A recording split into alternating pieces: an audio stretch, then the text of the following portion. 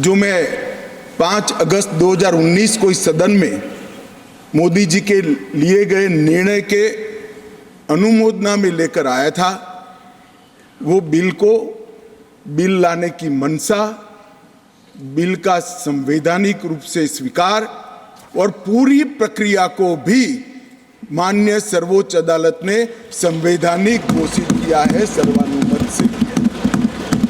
मान्यवर, बहुत सारे सवाल परसों तक उठाए गए। परसों भी लोकसभा में कहा गया कि ये बिल अभी लंबित है, क्यों जल्दबाजी में ला रहे हैं, सुप्रीम कोर्ट न्याय करेगी, आपको राह देखनी चाहिए। मान्यवर, ये सारे स्टैंड जो थे वो न्याय के लिए नहीं थे। नरेंद्र मोदी जी ने जो निर्णय किया था वो निर्णय को लंबित करने के लिए थे, उस इरादे से किए गए थे। मान्यवर, आज निर्णय कर लिया सुप्रीम कोर्ट ने, और ढेर सारी चीजों को जो भारतीय जनता पार्टी 1950 से बताती थी, और कांग्रेस, विपक्ष और विशेषकर कम्युनिस्ट भाइयों का हमेशा से हम पर आरोप था कि राजनीतिक बातें आप कर रहे हो, ये सारी चीजों को आज सर्वोच्च अदालत ने अमली जामा पहना लिया। न्यायालय ने माना कि जम्मू कश्मीर के पास कभी भी आंतरिक संप्रभुता नहीं थी, जो हमारा कहना था। उन्होंने कहा कि भारत के साथ ट्रीटी के कारण भारतीय संविधान के बाहर राज्य को कोई आंतरिक संप्रभुता नहीं मिलती है, इस बात को सुना। मान्यवर, न्यायालय ने माना कि अनुच्छेद 370 एक अस्थायी प्रावधान था, इसमें कोई शंका कुशंका नहीं है, ये संवैधानिक सत्य है कि धारा 370 अस्थायी समाधान। अब ये कुछ लोगों को पसंद नहीं आता है, और जो नेहरू जी के विचारों के, नेहरू जी के कामों के बड़े प्रशंसक है और अनुयायी है, उनको भी पसंद नहीं आता है जो हम कहते हैं। मगर मैं उनको बड़ी विनम्रता से पूछना चाहता हूं, अगर धारा 370 इतनी ही न्यायिक थी, इतनी ही जरूरतमंद थी, तो इसके सामने एक ही आर्टिकल है मान्यवर, जिसके सामने टेम्पररी शब्द का उपयोग किया गया, वो स्वयं नेहरू जी ने क्यों किया होगा? जो लोग कहते हैं कि धारा 370 परमानेंट है, वो संविधान सभा की मंशा का अपमान कर रहे हैं, संविधान का अपमान। मान्यवर, आज सुप्रीम कोर्ट ने कह दिया है कि इसका मतलब यह है, ये जो कहा धारा 370 अस्थायी प्रावधान था, इसका मतलब यह है कि ये दावा याचिकाकर्ता का 370 को कभी हटाया ही नहीं जा सकता। वो दावा सिरे से सुप्रीम कोर्ट ने खारिज कर दिया है कि संविधान को और देश के संसद के सदनों को पूरा अधिकार है धारा 370 हटाने। मान्यवर, न्यायालय ने यह भी माना कि राज्यपाल शासन और राष्ट्रपति शासन की जो उद्घोषणाएं हुई, इस पर भी ढेर सारे सवाल उठा गए कि राष्ट्रपति शासन गलत तरीके से लगाया गया, राज्यपाल शासन गलत तरीके से लगाया गया। इन्होंने भी, सुप्रीम कोर्ट ने यह भी माना कि राज्यपाल शासन और राष्ट्रपति शासन की उद्घोषणाओं को चुनौती देना ठीक नहीं है, ये पूर्ण रूप से संवैधानिक प्रक्रिया के तहत। मान्यवर, अनुच्छेद 370(3) में जो प्रावधान है वो संविधान सभा ने ही तय किया है। जब टेम्पररी इस प्रोविजन को किया गया, तब सवाल हुआ है कि टेम्पररी है तो हटेगा कैसे? तो धारा 373 के अंदर एक प्रावधान डाला गया कि सीओक से राष्ट्रपति महोदय धारा 370 में सुधार भी कर सकते हैं, इस पर रोक भी लगा सकते हैं और पूर्णतया संविधान के बाहर भी कर सकते हैं। राष्ट्रपति का जो आदेश था, तत्कालीन राष्ट्रपति का 5 अगस्त 2019 का आदेश सीओ था, इसके माध्यम से राष्ट्रपति जी को पूर्ण अधिकार है अनुच्छेद 370 का संचालन बंद करने का। ये भी आज सुप्रीम कोर्ट ने सर्वानुमत से होल्ड कर दिया है, उसको उस पर मोहर लगाई। इस आधार पर याचिकाकर्ता ने एक तर्क दिया था। याचिकाकर्ता कौन है वो तो सभी लोग जानते ही है, सभी लोग जानते हैं, मैं कोई नाम देना नहीं चाहता। नहीं, नाम देकर क्या करेंगे, यहीं बोले ही है वो, तो इसमें कोई एक्सपोज करने जैसी बात नहीं। मान्यवर 370 के तहत कोई भी घोषणा करने के पहले जम्मू कश्मीर की संविधान सभा का परमिशन जरूरी है, अनुमोदना जरूरी है, ये उनका क्लेम था। और उसको क्लेम को एक्सटेंड करते हुए आगे ले गए, क्योंकि अब तो जम्मू कश्मीर में संविधान सभा है ही नहीं। तो इसका मतलब ये हुआ कि जम्मू कश्मीर की संविधान सभा के परमिशन के बगैर धारा 370(3) के तहत कोई एक्शन नहीं लिया जा सकता और संविधान सभा समाप्त हो गई है, इसलिए धारा 370 परमानेंट हो गया। मान्यवर, ऐसा आर्गुमेंट मैंने मेरे जीवन में भी, मेरे 5 धाराशास्त्रियों को पूछा कि मेरी समझ में कोई गड़बड़ है या ये डिमांड कोई गड़बड़ है, कि डिमांड तो गड़बड़ है ही है, ये आर्ग्यू कर रहे हैं उनकी समझ में भी बड़ा प्रॉब्लम है। मान्यवर, आज सुप्रीम कोर्ट ने तय कर दिया कि जम्मू कश्मीर की संविधान सभा समाप्त होने से धारा 370(3) समाप्त नहीं हो जाता है, धारा 370(3) यथावत रहता है। मान्यवर, न्यायालय ने यह भी माना कि धारा 370 के तहत मिली हुई शक्ति का प्रयोग करते हुए राष्ट्रपति महोदय एक तरफा सूचना जारी कर सकते हैं, जिसको संसद के दोनों सदनों का सादे बहुमत से अनुमोदन चाहिए। ये भी आज सुप्रीम कोर्ट ने मान लिया।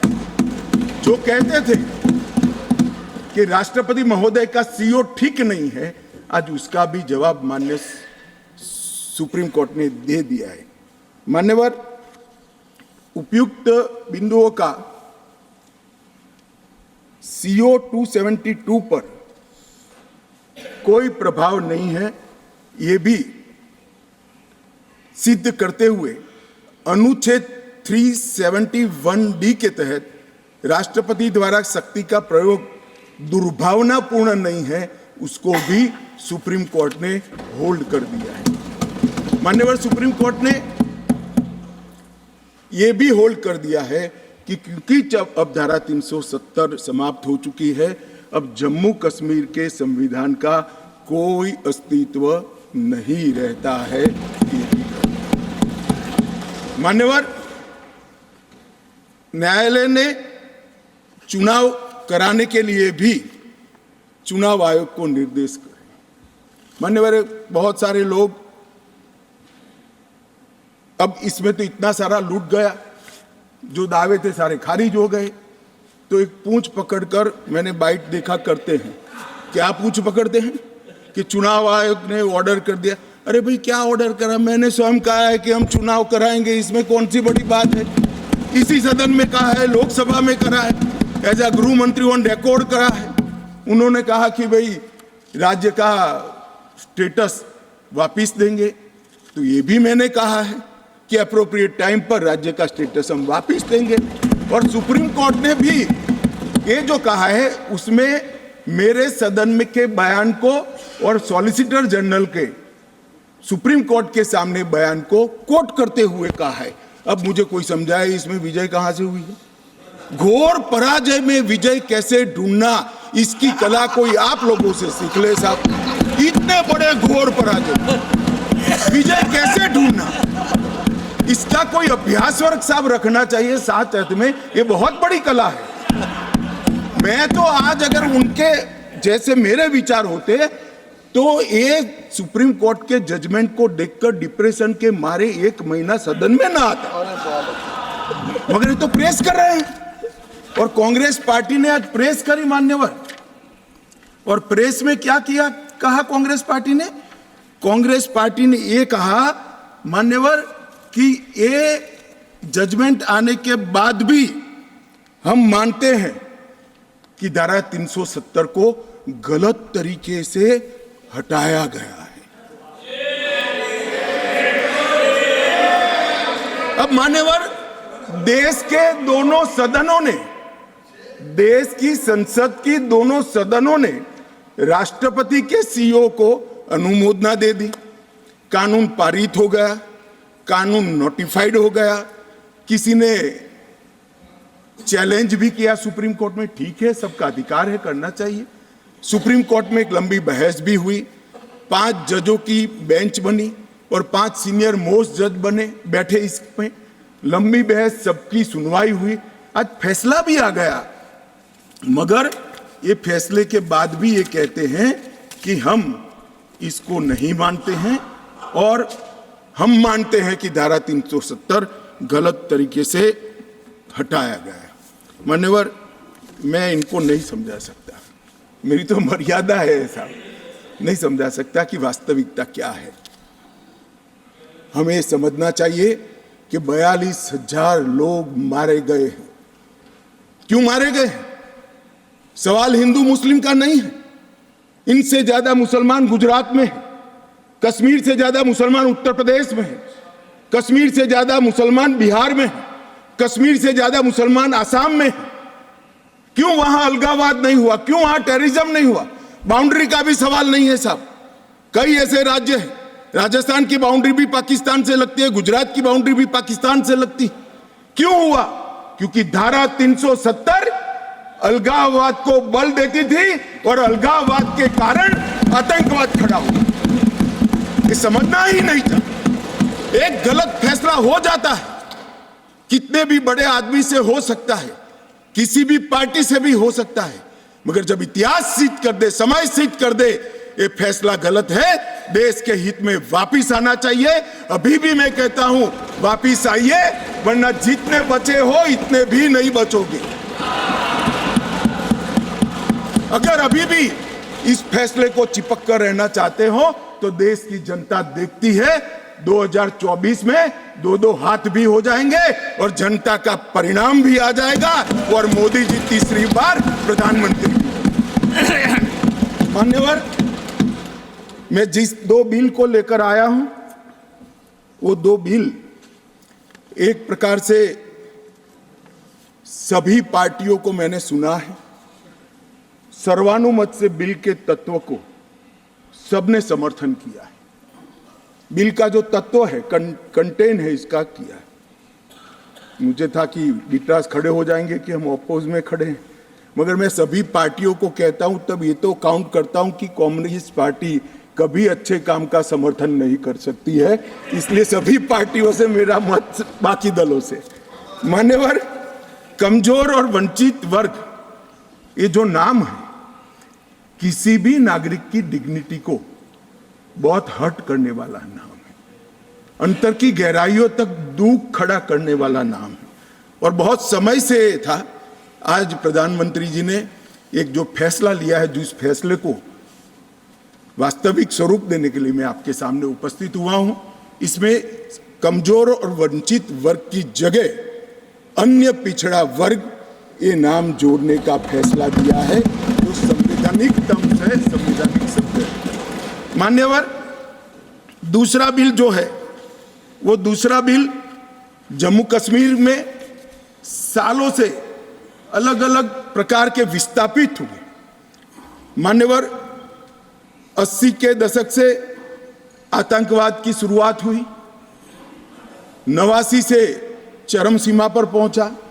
ढेर सारे कश्मीरी हिंदू, विशेषकर कश्मीरी पंडित और ढेर सारे सिख भाई घाटी छोड़कर पूरे देश भर में बिखर गए। जम्मू में गए, बेंगलुरु गए, गुजरात गए, दिल्ली गए, फरीदाबाद गए, देश भर में बिखरे। सभी राज्यों ने उनकी आवभगत भी की, सभी राज्यों ने उनको रिजर्वेशन भी दिया, कई राज्यों ने उनको नौकरी में प्रायोरिटी दी भी। कश्मीरियों को गले लगाने का काम पूरे देश ने किया है, पूरे देश की जनता ने। मान्यवर, वो बिखरे और ऐसे बिखरे कि अपने ही देश में वो विस्थापित हो गए, निराश्रित हो गए। जिनके पास अरबों खरबों की संपत्ति थी, वो दर दर की ठोकरे खाने के लिए मजबूर हो गए मान्यवर, उन लोगों को सम्मान देने के लिए। और ये आंकड़ा कोई छोटा मोटा आंकड़ा नहीं है। 46,631 परिवार जो रजिस्टर्ड है वो वहां से विस्थापित हुए हैं और 1,57,967 लोगों ने हमारे बहुत प्रयास के बाद 19 के बाद हमने एक अभियान चलाया, हर शहर में जाकर एडवर्टाइज दिया है, ऑनलाइन रजिस्ट्रेशन हो गया है और इतने लोग अब तक रजिस्टर हुए। तनख्वाह साहब ने कहा कि बहुत सारे हैं, करना चाहिए। मैं तो उनको निमंत्रित करता हूं, तनख्वाह साहब आप जितने भी छूट गए इसकी सूची लाइए, आधी सेकंड में मैं रजिस्टर कर आपको एक्नॉलेजमेंट। मान्यवर, ऑनलाइन प्रक्रिया है और मैं आज इस महान सदन के माध्यम से देश भर में बिखरे पड़े कश्मीरी पंडित और अन्य विस्थापितों को कहना चाहता हूं, नरेंद्र मोदी सरकार आपको न्याय देने के लिए कमिटेड है। आप मुझे लिखिए, कश्मीर सरकार को लिखिए, किसी भी विज्ञ के बगैर आपका रजिस्ट्रेशन कर दिया जाएगा। आप मतदार भी बनोगे, चुनाव भी लड़ पाओगे और जम्मू कश्मीर के अंदर आप मंत्री बनकर भी जा सकते हो। आपको पूरा मान्यवर, 3 युद्ध भी हुए। 1947 में और 48 में युद्ध हुआ। 31,779 परिवार आज के पाकिस्तान अधिकृत कश्मीर से शरण लेकर भारत में आए। इनमें से 26,319 परिवार तत्कालीन जम्मू कश्मीर राज्य में बसे और शेष 5,460 परिवार अन्य भागों में बसे। दूसरा युद्ध हुआ 65 और 71 का और छम्ब और नियाबत क्षेत्र से लगभग 10,065 परिवार विस्थापित हुए। 3500 परिवार 65 के युद्ध में हुए और इतने ही करीब 71 के युद्ध में हुए। अब तक 47, 65 और 71 के युद्धों में लगभग 41,844 परिवार विस्थापित हुए हैं। उनको भी भारत सरकार ने ढेर सारी चिंता करी है, मैं आगे बताता हूं। मगर ये बिल जो है मान्यवर, 3 सीटें, 2 जम्मू कश्मीर से विस्थापित परिवारों के लिए और 1 सीट पाक ऑक्यूपाई कश्मीर से विस्थापित आए हुए कश्मीरी भाइयों के लिए रिजर्व करने का काम नरेंद्र मोदी जी ने बहुत मन के साथ, चाव के साथ और संवेदना के साथ किया। मान्यवर, ये जो फैसला है उसी एक्ट का हिस्सा है जिस एक्ट को सब चैलेंज करते हैं। मैं उनको बताना चाहता हूं, जब आप 5 अगस्त 2019 के बिल को चैलेंज करते हो तब आप डिलिमिटेशन कमीशन एक्ट को भी चैलेंज करते हो। ये मत भूलो कि आप इनके रिजर्वेशन के खिलाफ बात करते हो। मान्यवर, डिलिमिटेशन कमीशन ने गंभीरता से विचार करने के बाद समुदायों का प्रतिनिधित्व नॉमिनेशन द्वारा कराने की सिफारिश की है। और मान्यवर, जम्मू कश्मीर प्रशासन ने, जो आज स्वाभाविक है राष्ट्रपति शासन है, उसने भी अपना अभिप्राय डिलिमिटेशन कमीशन को दिया था। भारत सरकार ने के गृह मंत्रालय ने भी दिया था कि इनके प्रति सिंपैथेटिक व्यू लेना चाहिए, इनका प्रतिनिधित्व होना चाहिए। जब वो अपनी जमीन में ही नहीं है तो असेंबली में कैसे चुनकर जा सकते हैं। मान्यवर, और ये आदेश उन्होंने प्रकाशित किया था, जिसको आज कानूनी जामा पहनाकर मैं ये बिल को लेकर उपस्थित हुआ हूँ। मान्यवर, ये जो डिलिमिटेशन कमीशन ने और भी कई फैसले किए हैं, मैं जरा सदन के सामने पूर्व की स्थिति और अभी की स्थिति बताना चाहता हूँ। पूर्व में जम्मू में सिर्फ 37 सीट थी, 37 सीट थी। अब नए डिलिमिटेशन कमीशन ने 37 से बढ़ाकर 43 सीट जम्मू क्षेत्र में बनाने का काम। मान्यवर, कश्मीर में 46 सीट थी, 46 सीटें थी। अब 46 की जगह 47 सीटें, 47 सीटें बनाने का काम। इस तरह से जम्मू और कश्मीर दोनों को मिलाकर 83 सीटें थी। लद्दाख की सीटें निकाल दी है क्योंकि वहां यूटी बन चुकी। 83 सीटें थी, उसकी जगह 90 सीटें अब डिलिमिटेशन कमीशन ने करी है, जिसको भारत सरकार ने माना है। और पाक ऑक्यूपाई कश्मीर की 24 सीटों को आरक्षित रखा गया है, क्योंकि हम अभी भी मानते हैं, कोई जिसको जो बोलना है वो बोले, इस सदन में बोला हुआ शब्द इतिहास बनता है। मैं आज फिर से कहना चाहता हूं, पाक ऑक्यूपाई कश्मीर भारत का है, हमारा है और हमसे कोई नहीं छीन। मान्यवर, हमने 24 सीटें पाक ऑक्यूपाई कश्मीर के लिए सुनिश्चित की है। मान्यवर, अब तक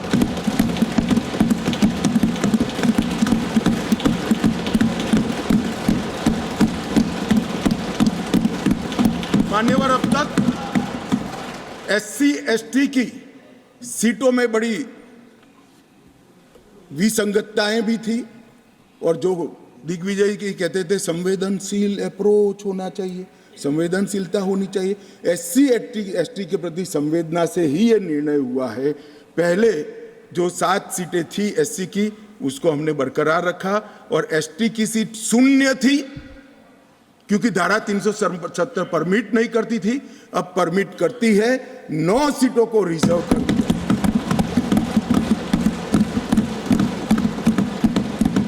अरे जो कह रहे थे हमारे डॉक्टर साहब कि गुर्जर बकरवालों ने इस देश को बचाया है, मैं सदन में इस देश के गृह मंत्री के नाते कहना चाहता हूं, मान्यवर, कभी भी युद्ध हुआ, कभी भी आतंकवादियों ने पैंतरे रचे, मेरे गुर्जर बकरवाल भाइयों ने भारत के तिरंगे को ऊंचा रखा। और आज सालों के बाद आज उनको न्याय मिलने जा रहा है। इसका कम से कम मुझे तो बहुत संतोष है। किसी को संवेदनशीलता दिखे या न दिखे, 75 साल तक उनका अधिकार जो भारत के संविधान ने दिया था, कौन रोक कर बैठा था? कौन रोक कर बैठा था? क्या कोई जवाब दे सकता है?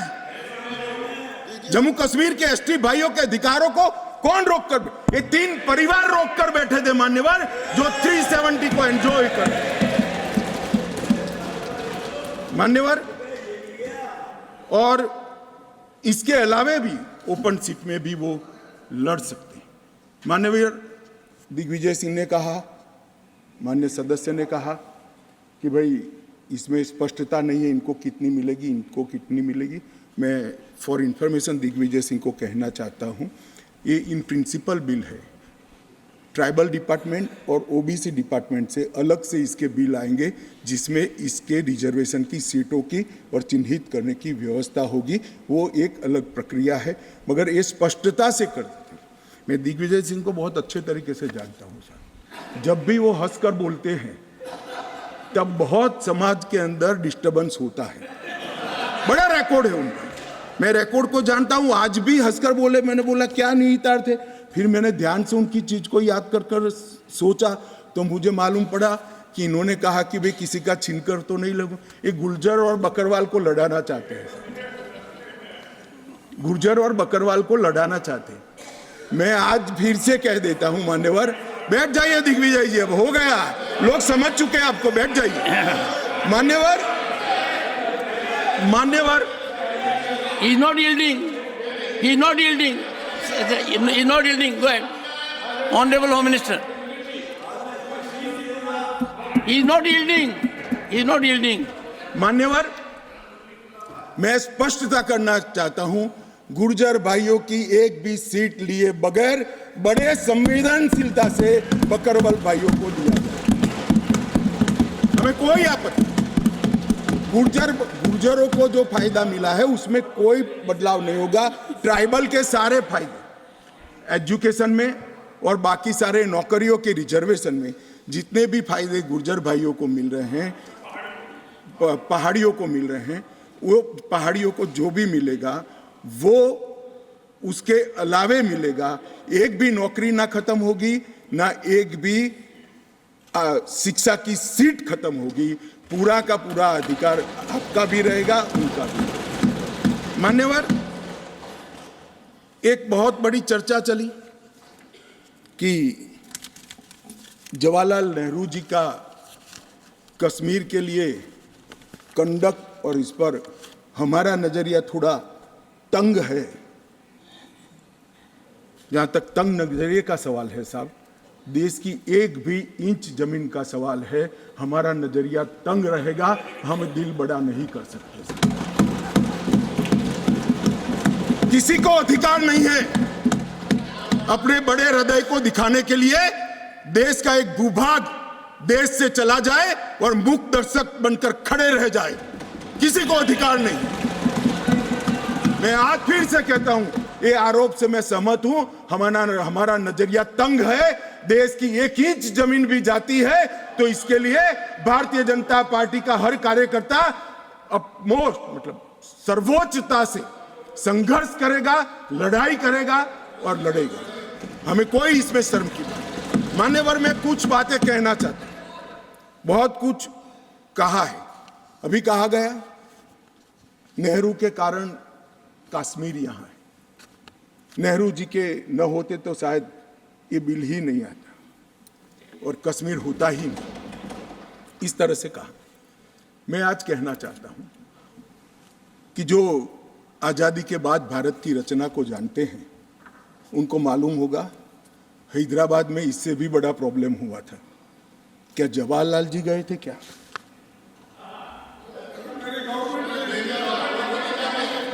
तो यहां गवर्नमेंट नहीं, यहां नेहरू। क्या कर रहे हो खड़गे जी? अभी भी वापस आओ।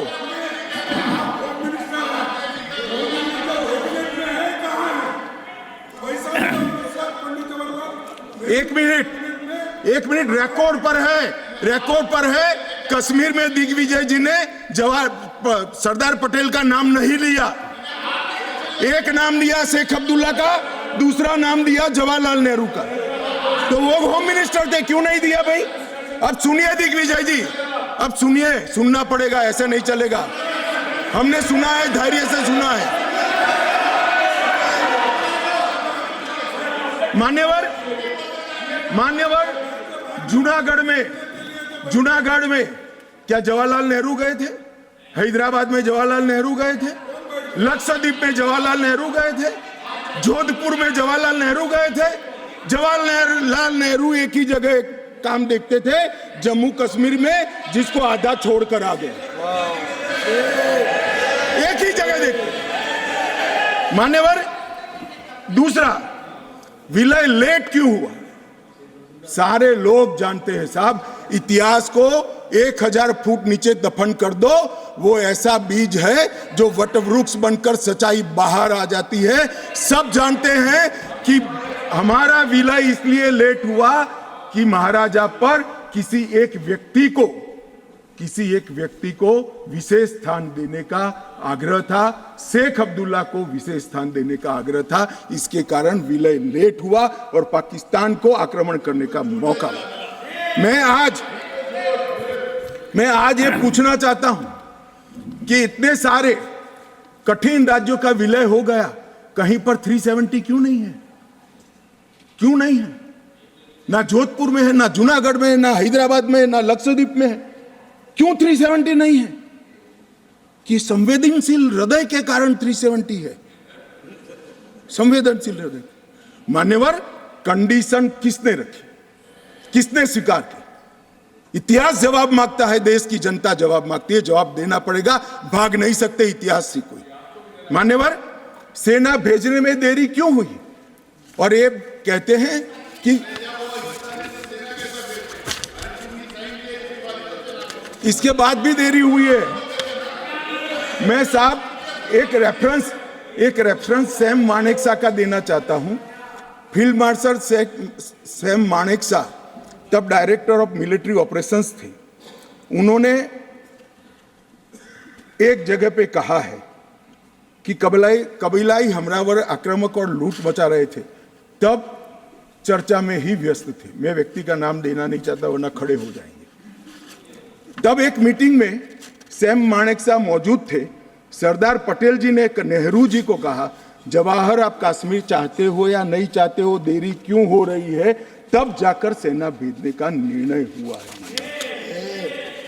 जवाब देना पड़ेगा।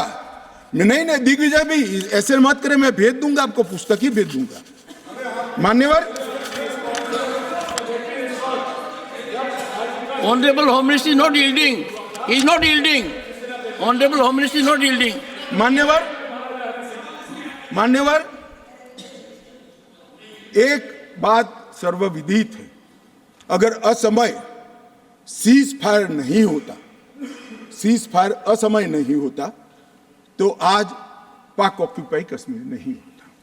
अब पत्रों का जिक्र कर रहे हैं, किसी अंग्रेज सेनापति ने देखा, मैं जरूर देखूंगा इसको, अगर लिखा है तो देखना चाहिए, परंतु अफसर कुछ भी कहे, देश का प्रधानमंत्री का देश की जमीन के लिए संवेदनशीलता होना चाहिए या नहीं होना चाहिए? मान्यवर, इतना छोटा सवाल है। हमारी सेना जीत रही थी, वो भाग रहे थे, 2 दिन रुक जाते, पूरा पाक ऑक्यूपाई कश्मीर तिरंगे के तले आ जाता। क्यों किया? दूसरा, क्यों मामले को यूएन में ले जाया गया? अब ये सारी चीजों को आप कहते हैं कि रेफरेंस लाइए, रेफरेंस लाइए। मान्यवर, मुझे मालूम था दिग्विजय सिंह, हाँ करता हूं, बैठिए, मुझे मालूम था साहब ये खड़े हो जाएंगे, इसलिए मैं लेकर आया। मैं एक कोट अनकोट पढ़ता हूं। यूनाइटेड नेशन के अनुभवों के बाद मैं इस निष्कर्ष पर पहुंचा हूं कि वहां से कुछ संतोषजनक नतीजों की उम्मीद नहीं की जा सकती। मुझे सीज फायर करना अच्छा फैसला लगा, लेकिन इस मसले को ठीक से हम नहीं निपट पाए, नहीं परख पाए। हम सीज फायर पर और विचार करके बाद में निर्णय करना चाहिए था। हालांकि ये सब भूतकाल की गलतियां हैं। ये जो कोट है किसी और का नहीं है, जवाहरलाल नेहरू का है। अब उनको तो मानोगे या नहीं मानोगे कि उन्होंने गलती की है, स्वीकार करी है। और साहब एक मिनट, सोर्स भी बता देता हूं, Nehru memorial museum and library, Jawaharlal Nehru connection, JNSG 143 part 1। और उस वक्त जब ये अरे भाई, स्वयं नेहरू कह रहे हैं मेरी गलती थी, क्यों इतना पकड़ कर रखा है पूंछ? मान्यवर, और चलो संयुक्त राष्ट्र में जाना भी था तो अनुच्छेद 51 में क्यों ले गए, जहां भारत के अधिकार सीमित होते थे? अनुच्छेद 35 में जाते तो भी हमें कोई दिक्कत नहीं होती। ये भी एक बहुत बड़ा गलत फैसला था।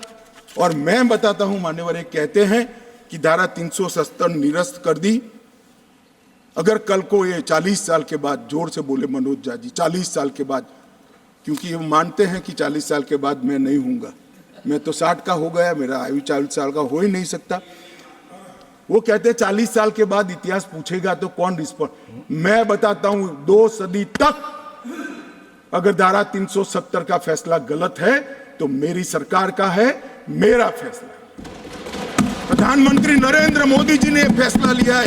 ना मोदी जी इस फैसले से भाग सकते हैं, ना हमारी कैबिनेट भाग सकते हैं, और ना हमारा पार्टी भाग सकता है। रिस्पॉन्सिबिलिटी ऑन करनी पड़ती है। जब इमेज बिल्डिंग के लिए बड़े बड़े फैसले लेते हैं, संवेदनशील दिमाग से फैसले लेते हैं, तब इसको ऑन भी करना पड़ता है और देश को जवाब भी देना पड़ता है। इस तरह से नहीं चलता है इतिहास। और इतिहास, मेरी बात आज भी मानकर चलिए दिग्विजय सिंह, इतिहास किसी को नहीं बख्शता है, किसी को नहीं बख्शता है।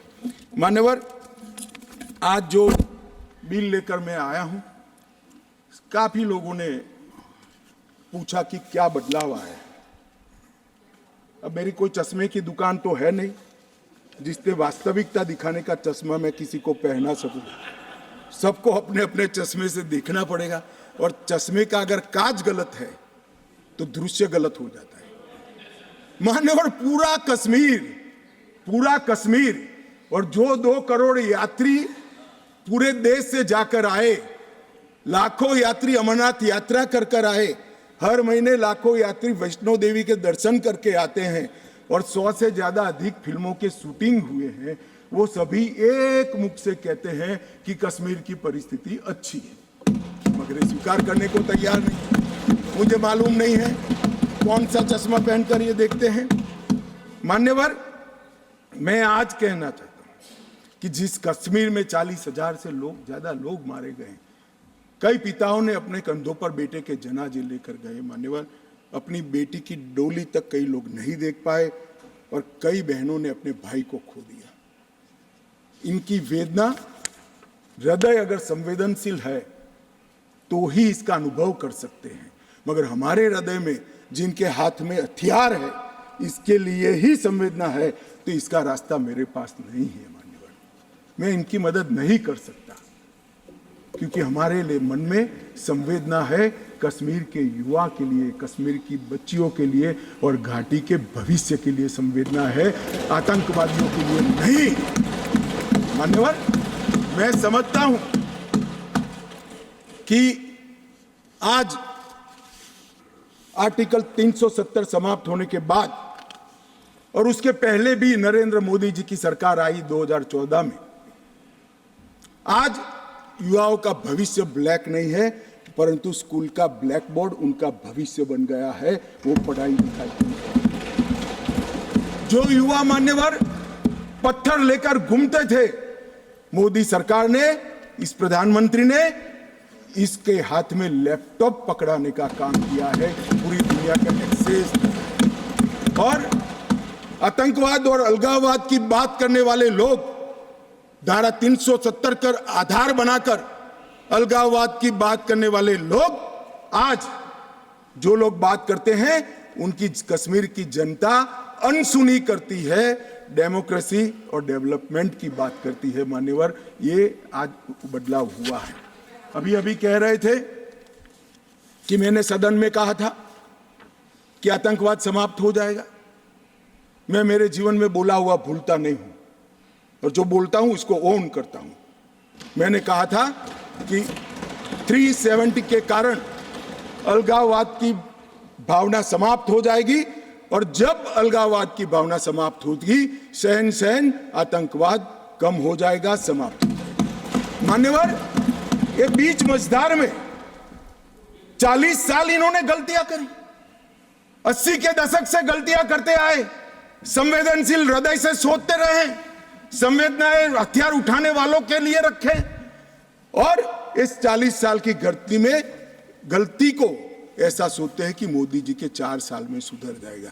मगर आपकी बात सही है, अपेक्षा ऐसी ही रखनी चाहिए। मैं अब विषय पर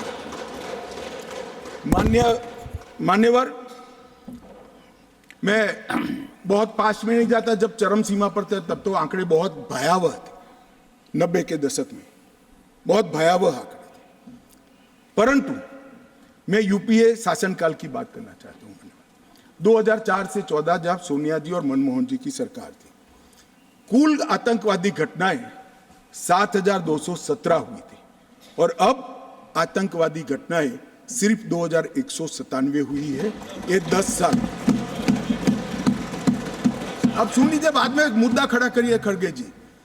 70% की कमी हुई है मान्यवर, 70% की कमी हुई, और उसमें धारा 370 हटाने के बाद केवल और केवल 4 साल ही गए।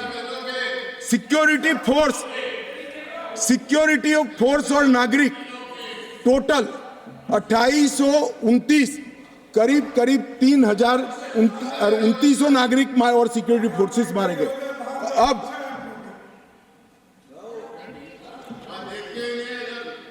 मान्यवर 3,000 नागरिक उस वक्त 4 से 14 में मारे गए, 14 से 23 में 891 नागरिक मारे गए, 70% की कमी। सिक्योरिटी फोर्सेस और नागरिक, और सिक्योरिटी फोर्सेस की मृत्यु में भी 50% की मान्यवर कमी। ये कह रहे हैं कि क्या हुआ है। मैं आंकड़े बताना चाहता हूं, और मनोज जी खास देखे। आत्मा है तो अंधेरे में टटोल कर सुने, सोचे, और विचार परिवर्तन होता है तो ईश्वर के लिए करे। मान्यवर, ऑर्गेनाइज्ड टाउन पेल्टिंग 2010 में 2654 घटनाएं थी, 2023 में सिर्फ 4 साल हुए हैं, एक भी पथराव की घटना नहीं हुई, एक भी नहीं। स्टोन पेल्टिंग में नागरिकों की मृत्यु 2010 में 112 हुई थी, क्योंकि स्टोन पेल्टिंग ही नहीं हुई है तो मृत्यु भी नहीं हुई, 0 मृत्यु हुई।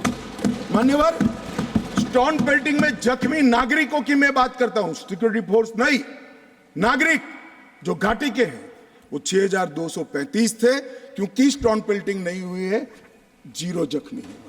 अरे भैया, इनको दिखाई नहीं देता है।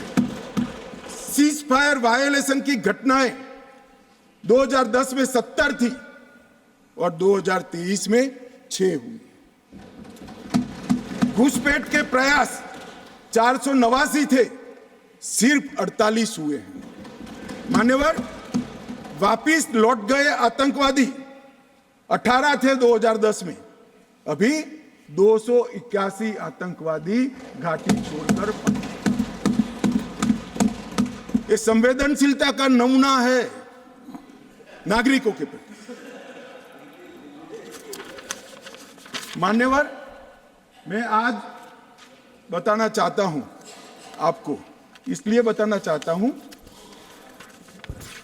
कि हमने सिर्फ टेररिज्म के खिलाफ आवाज नहीं उठाया है, टेररिज्म के खिलाफ आवाज नहीं उठाया, इस पर आक्रामक कार्यवाही करी, ऐसा नहीं है।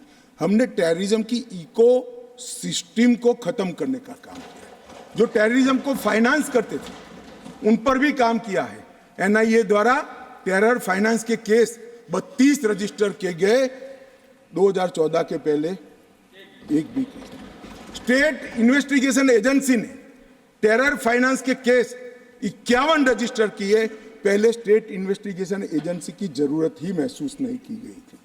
और मान्यवर, 229 टेरर फाइनेंस केस में अरेस्ट हुई है, 150 करोड़ की प्रॉपर्टी सीज हुई है, 57 प्रॉपर्टी सीज हुई है और एसआईए द्वारा 134 बैंक अकाउंट में लगभग 100 करोड़ से ज्यादा रकम को फ्रीज करने का काम नरेंद्र मोदी।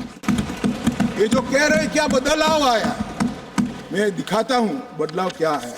मान्यवर, आज मैं इतना कह रहा हूं कि हमने एक बहुत बड़ा कठोर निर्णय सुरक्षा की दृष्टि से हमने उठाए हैं। मान्यवर, मैं आज बताना चाहता हूं, पहले 2014 के पहले और आर्टिकल 370 नाबूद होने के पहले आपने देखा होगा आतंकवादियों के जनाजों में 25-25 हजार की भीड़ आती। मैं सभी सदस्यों को कहना चाहता हूं, एक भी दृश्य अभी देखा है 370 के बाद?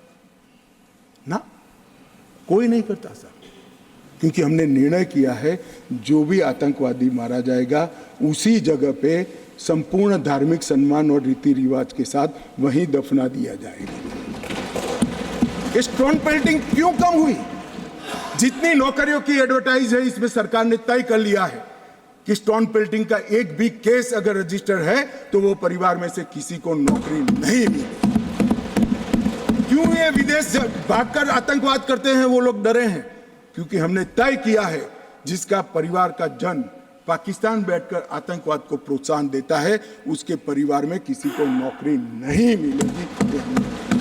मान्यवर, हमने तय किया है कि जो टेलीफोन रिकॉर्ड के आधार पर प्रस्तापित होता है कि किसी का परिवार का व्यक्ति लिप्त है आतंकवाद को बढ़ावा देने में, तो नौकरी में है तो भी उसको डिसमिस करने के सर्विस रूल्स हमने बनाए।